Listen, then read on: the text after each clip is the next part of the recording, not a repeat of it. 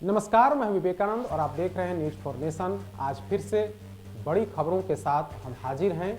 दिन भर की 3 बड़ी जो पॉलिटिकल खबरें होती हैं उनको हम लेकर के हाजिर होते हैं और बताएंगे आपको कि किस तरीके से बिहार की सत्ताधारी पार्टी का जो गठबंधन है, जो सहयोगी दल हैं, उनके बीच उठापटक जारी है। तीनों जो खबरें हैं वो सत्ताधारी पार्टी से ही, सत्ताधारी दल जो गठबंधन है, एनडीए गठबंधन, उससे जुड़ी हुई हैं। पहली जो खबर है बीजेपी से, बीजेपी और जेडीयू के रिश्तों के बीच की खबर है। किस तरह से 2020 के बाद, 2020 विधानसभा चुनाव के बाद पहली दफे बीजेपी बड़े भाई की भूमिका में दिख रही है। बीजेपी अपने सहयोगी जेडीयू को अपनी क्षमता का, अपनी औकात का एहसास करा रही है। तो पहली खबर इसी पर है, इस पर हम विस्तार से चर्चा करेंगे। दूसरी खबर है यूपी चुनाव से जुड़ी हुई खबरें हैं। उसमें जेडीयू और बीजेपी किस तरीके से आपस में नूरा कुश्ती कर रही हैं। अब तो बीजेपी जेडीयू को चिढ़ा रही है। यूपी चुनाव के बहाने बीजेपी जेडीयू नेताओं को चिढ़ा रही है और 2007 विधानसभा चुनाव की वो तस्वीर याद दिला रही है। और तीसरी खबर है कि बिहार बीजेपी ने, एनडीए की जो सबसे बड़ा सहयोगी है बीजेपी, उसने साफ कर दिया है कि मुकेश सहनी को इस बार के विधान परिषद चुनाव में कोई जगह, कोई सीट उन्हें नहीं दी जाएगी। तो ये 3 बड़ी खबरें हम आपके लिए चुनकर लाए हैं और शुरुआत करते हैं बीजेपी जेडीयू के बीच की खटास की। दरअसल 2020 विधानसभा चुनाव के बाद बिहार में बीजेपी बड़े भाई की भूमिका में आ गई है। एनडीए में सबसे अधिक विधायक के नाते बीजेपी के पास 74 विधायक हैं और जेडीयू के पास 2020 में 43 थे, लेकिन बाद में एक विधायक को जोड़ लिया, यानी कि बसपा के एक विधायक को मिलाकर के 44 और एक निर्दलीय का समर्थन, यानी कि कुल 45 विधायकों का समर्थन नीतीश कुमार की पार्टी जेडीयू के पास है। इस लिहाज से बीजेपी सबसे बड़ी पार्टी है। अब जो है 2022 है, 2021 के लास्ट दिसंबर होते होते बीजेपी ने अपनी ताकत का एहसास कराना शुरू करा दिया और अब 2022 में तो स्थिति बिल्कुल जेडीयू के लिए बैकफुट पर जाने वाली है। हम 3 बिंदु से समझाएंगे कि आखिर बीजेपी कैसे बड़े भाई की भूमिका में दिख रही है। तो सबसे पहले बिहार विधान परिषद चुनाव को लेकर, बिहार विधान परिषद चुनाव में 24 सीटों पर चुनाव होने हैं। इन 24 सीटों में जेडीयू चाह रही है कि हमें 50-50 की भागीदारी होनी चाहिए। जेडीयू नेताओं ने बीजेपी नेतृत्व से कहा कि आप हमें 2020 का फॉर्मूला पर आप टिकट का बंटवारा करिए, लेकिन बीजेपी ने उस फॉर्मूले को सिरे से खारिज कर दिया। दरअसल जेडीयू की मंशा थी कि हम 24 में 12 सीट लेकर के 50% पर हमारी हिस्सेदारी होनी चाहिए। लक्ष्य यही था कि किसी तरीके से हम बीजेपी से 12 सीट ले लें, लेकिन बीजेपी ने, बिहार नेतृत्व ने सिरे से जेडीयू नेतृत्व के इस मांग को सिरे से खारिज कर दिया। बीजेपी ने साफ कहा कि 13 हमारे सिटिंग कैंडिडेट हैं, वैसी स्थिति में हम 1 सीट भी कम पर चुनाव नहीं लड़ सकते हैं। बिहार बीजेपी के नेताओं ने अपनी मांग केंद्रीय नेतृत्व के पास पहुंचा दी और केंद्रीय नेतृत्व से भी साफ कहा कि हम 13 से कम सीट पर नहीं लड़ेंगे। केंद्रीय नेतृत्व ने भी इस पर हामी भर दी है। अमित शाह से बिहार बीजेपी के अध्यक्ष संजय जायसवाल और डिप्टी सीएम तारकिशोर प्रसाद ने अमित शाह से दिल्ली में मुलाकात की। अमित शाह से मुलाकात के बाद दोनों नेता पटना आए और कल, यानी कि शनिवार की शाम, पटना में कोर कमेटी की बैठक हुई। बैठक में तय किया गया कि 13 से कम सीट पर लड़ने का कहीं कोई गुंजाइश नहीं है। इसकी जानकारी सहयोगी दल, जो सेकंड नंबर के सहयोगी है जेडीयू, उसे बता दिया गया और यह भी कह दिया गया कि हिंदुस्तानी आवाम मोर्चा और वीआईपी को कोई जगह इसमें नहीं दी जाएगी। यानी कि 13 सीट बीजेपी के पास और 11 सीट आप, यानी कि जेडीयू चुनाव लड़े 11 सीटों पर। तो बीजेपी ने पूरी तरीके से क्लियर कर दिया है कि हम 13 से कम सीटों पर नहीं लड़ेंगे। बीजेपी ने जेडीयू के उन तमाम प्रेशर को खारिज कर दिया है, तमाम मांग को खारिज कर दिया और कह दिया है कि हम विधान परिषद सीट बंटवारे में हम किसी बात पर कोई सुनवाई नहीं होगी, कोई चर्चा नहीं होगी, बल्कि हम 13 सीट पर चुनाव हर हाल में लड़ेंगे। तो जो दबाव था बीजेपी जेडीयू की तरफ से जो दबाव दिया जा रहा था, उस दबाव में ना आते हुए बीजेपी नेतृत्व ने तय किया है कि हम एक भी कदम पीछे नहीं हटाएंगे, यानी कि एक कम सीट पर हम चुनाव नहीं लड़ेंगे। 13 हमारा सीटिंग है, वो उस पर हम हर हाल में चुनाव लड़ेंगे और जीत करके दिखाएंगे।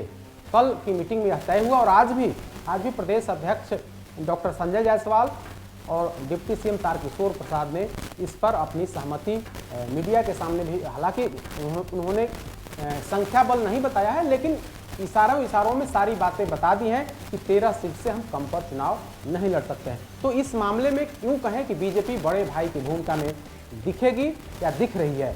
दूसरी जो खबर है, जो दूसरा पॉइंट है कि बीजेपी बड़े भाई की भूमिका में कैसे है, तो विशेष राज्य के दर्जे पर जिस तरीके से बीजेपी आक्रामक है, जेडीयू एक बार फिर से बिहार को विशेष राज्य के दर्जे की मांग पर राजनीति कर रही है।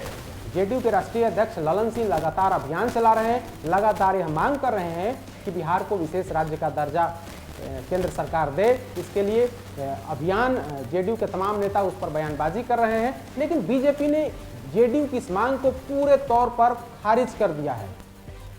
बिहार बीजेपी नेतृत्व यानी कि प्रदेश अध्यक्ष ने साफ कहा है कि केंद्र सरकार की तरफ से बिहार को विशेष पैकेज दिया गया है, समय समय पर बिहार को विशेष सहायता दी जा रही है। ऐसी स्थिति में जो विशेष राज्य का दर्जा की जो बात है, वो कहीं से मांग जो है वो जायज़ नहीं है। जेडीयू जो भी मांग कर रही है वो गले से नहीं उतर है, यानी कि जेडीयू की मांग को बीजेपी नेतृत्व ने खारिज कर दिया है।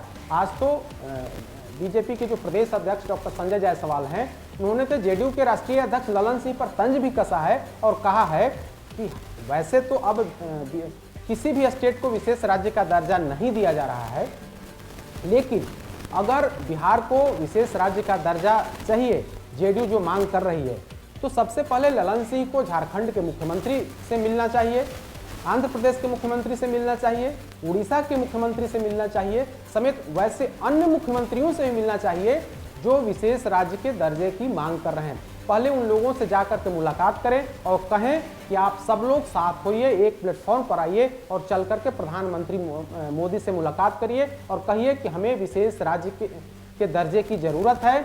तो वैसी स्थिति में अगर आप कहेंगे तो हम, यानी कि संजय जायसवाल भी उनके साथ जाएंगे। तो संजय जायसवाल ने ललन सिंह पर तंज कसा है और कहा है कि अब जो है केंद्र सरकार लगातार बिहार को मदद कर रही है, केंद्र सरकार की बदौलत बिहार में विकास के कार्य हो रहे हैं, सड़क पुल से लेकर के तमाम जो जन कल्याण के काम हैं वो किए जा रहे हैं। तो वैसी स्थिति में विशेष राज्य के दर्जे का कोई मतलब नहीं है। लेकिन कल दिल्ली में उन्होंने, ललन सिंह जो जेडीयू के राष्ट्रीय अध्यक्ष हैं, उन्होंने साफ कहा था कि बिहार को विशेष राज्य का दर्जा जरूर मिलना चाहिए और यह हमारा हक है, क्योंकि बिहार कई तरह की परेशानी से जूझता है। ऐसी स्थिति में जब तक बिहार को स्पेशल स्टेटस नहीं मिलेगा, बिहार विकास नहीं कर सकता है। लेकिन बिहार बीजेपी से लेकर केंद्रीय मंत्री तक जो भी केंद्रीय स्तर के नेता हैं, तमाम बीजेपी के नेता जेडीयू की इस मांग को खारिज कर रहे हैं। आज तो बाजाप्ता प्रदेश अध्यक्ष ने जो कार्यालय में मीडिया कर्मियों से बातचीत में उन्होंने साफ कह दिया कि इसका कोई मतलब नहीं है। ललन सिंह पहले उन मुख्यमंत्रियों को इकट्ठा करें और उनके साथ जाकर के मुख्यमंत्री से मिलें और हम भी चलेंगे साथ में, अगर वे हमें आमंत्रित करेंगे तो हम भी साथ चलेंगे और प्रधानमंत्री से मुलाकात करेंगे। तो इस मामले में बीजेपी जेडीयू से पीछे हटने को तैयार नहीं है। जेडीयू की मांग को बीजेपी पूरे तौर पर खारिज कर रही है और कह रही है कि आपकी यह मांग बिहार के लिए जायज़ नहीं, इस लिहाज से जायज़ नहीं है क्योंकि बिहार को केंद्र सरकार लगातार मदद कर रही है। तीसरा जो पॉइंट है कि किस तरीके से जेडीयू की बात बीजेपी नहीं मान रही है। आप देखिए, बिहार में जातिगत जनगणना हुआ, जातिगत जनगणना की मांग उठी, तमाम दलों ने एक स्वर से कहा कि बिहार में जातिगत जनगणना होनी चाहिए। बिहार के तमाम सभी दल के नेता जाकर के पीएम मोदी से भी मुलाकात किए, खुद मुख्यमंत्री नीतीश कुमार की अगुवाई में तमाम दलों के नेता गए। उसमें बीजेपी का भी प्रतिनिधित्व था। बीजेपी के कोटे से जो मंत्री जनक राम थे वे भी साथ गए थे, लेकिन एक औपचारिकता थी, सहयोगी दल के नाते औपचारिकता पूरी की थी बीजेपी ने। लेकिन बीजेपी साफ कह रही है कि जातिगत जनगणना का कोई मतलब नहीं है। जब केंद्र सरकार की तरफ से जातिगत जनगणना की बात पर कोई ठोस आश्वासन नहीं दिया गया, इसके बाद बिहार के मुख्यमंत्री नीतीश कुमार ने कहा कि राज्य अपने स्तर से जातिगत जनगणना कराएगी, लेकिन इसके पहले एक सर्वदलीय बैठक होगी। उस बैठक में यह तय किया जाएगा कि बिहार अपने स्तर से जातिगत जनगणना कराए।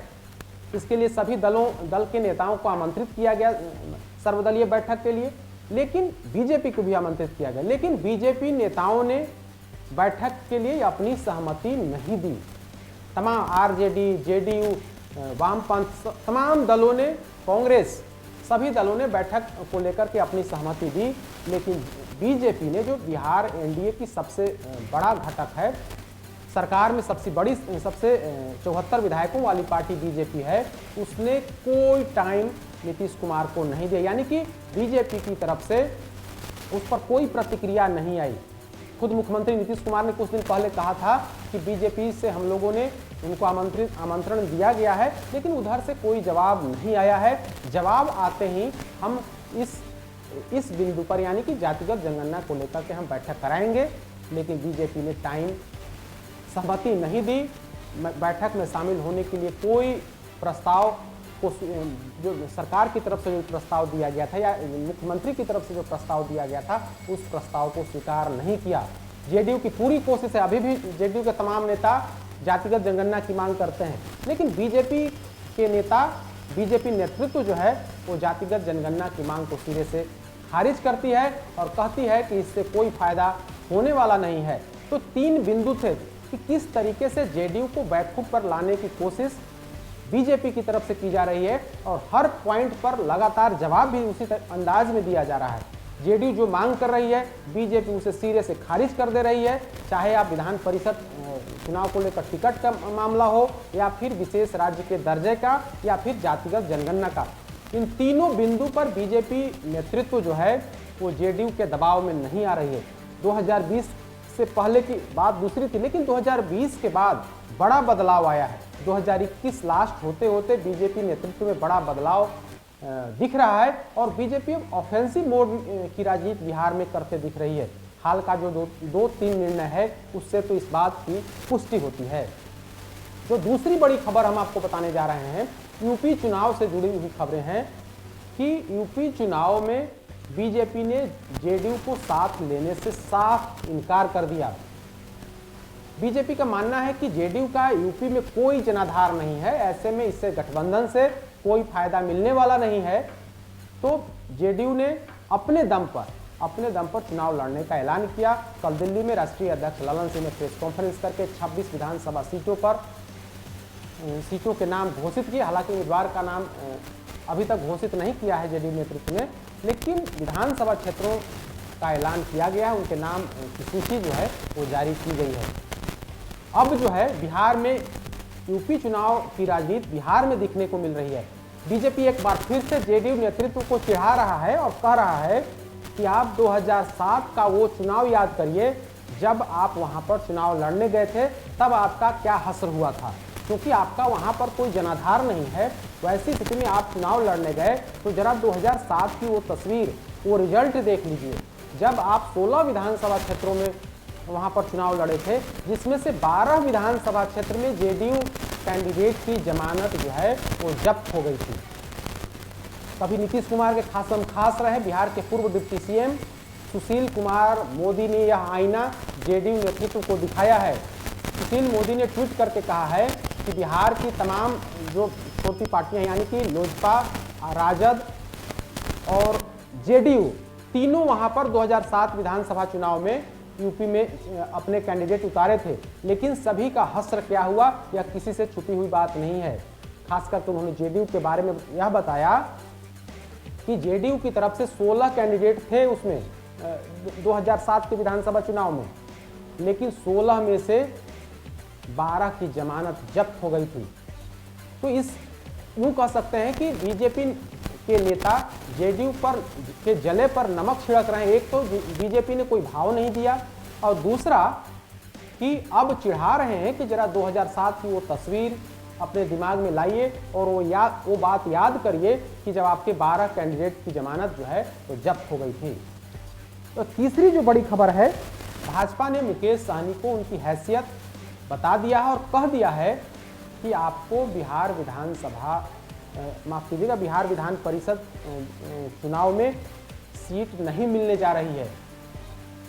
बीजेपी प्रदेश कार्यालय में बिहार के डिप्टी सीएम और बीजेपी विधानमंडल दल के नेता तारकिशोर प्रसाद ने साफ कहा कि इस बार का जो विधान परिषद चुनाव होने हैं उसमें सभी दल यानी कि एनडीए के सभी सहयोगी साथ मिलकर के तो जरूर लड़ेंगे, कहीं कोई विभेद नहीं है। लेकिन जब उनसे पूछा गया कि क्या वीआईपी प्रमुख मुकेश सहनी जो सीट मांग रहे हैं क्या उनको दिया जाएगा, वे 4 सीटों की मांग कर रहे हैं। इस पर तारकिशोर प्रसाद ने कहा कि उन्हें तो विधान परिषद में भेजा ही जा चुका है, वीआईपी से कभी हमारा विधान परिषद चुनाव को लेकर गठबंधन नहीं रहा है, फिर भी हमने उन्हें विधान परिषद भेजने में सहयोग किया। वहीं 2020 के विधानसभा चुनाव में उन्हें 11 सीटें दी गई। तारकिशोर प्रसाद का यह बयान यह बताने के लिए काफी है कि बीजेपी और वीआईपी को भाव देने के मूड में नहीं है। एक तरह से साफ साफ बता दिया है कि इस बार के जो 24 सीटों पर चुनाव होने हैं उसमें आपको एक भी सीट नहीं मिलने वाली है। वीआईपी प्रमुख मुकेश सहनी 4 सीटों की मांग कर रहे हैं और कह रहे हैं कि अगर बीजेपी नेतृत्व हमें 4 सीट नहीं देती है, भाजपा के नेता हमें 4 सीट अगर सीट बंटवारा में 4 सीट हमें नहीं मिलती है तो हम जो है 24 सीटों पर चुनाव लड़ेंगे, ऐसा मुकेश सहनी दावा कर रहे हैं। लेकिन बीजेपी ने साफ कर दिया है कि हमने तो उन्हें एमएलसी बना करके एक तरह से कहें तो उन्हें अभय दान दिया है, अब जो है कोई सीट मिलने वाली नहीं है, यानी कि वीआईपी के खाते में एक भी सीट नहीं जाने वाली है। यह तारकिशोर प्रसाद ने क्लियर कर दिया है। तो जो एनडीए के भीतर यह चर्चा थी कि वीआईपी को क्या भागीदारी होगी, तो आज तारकिशोर प्रसाद ने उससे पर्दा उठा दिया है और क्लियर कर दिया है कि आप अंधेरे में मत रहिए, बल्कि हम आपको साफ साफ बता देते हैं कि इस बार कोई जगह वहां पर नहीं दी जाएगी। तो 3 बड़ी खबरें आज बिहार की थीं। उन तीनों के बारे में हमने बताया कि किस तरीके से बीजेपी अब बड़े भाई की भूमिका में आ गई है, जेडीयू की तमाम मांग को खारिज कर रही है और एक कदम पीछे हटने को तैयार नहीं है।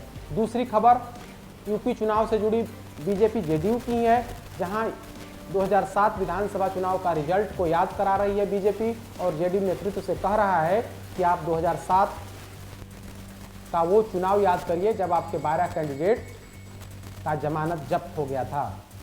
और तीसरी खबर मुकेश सहनी से जुड़ी हुई है कि मुकेश सहनी को बीजेपी ने साफ साफ मैसेज दे दिया है कि 24 सीटों जो विधान परिषद की 24 सीट है उसमें से एक सीट भी आपको नहीं मिलने वाला है।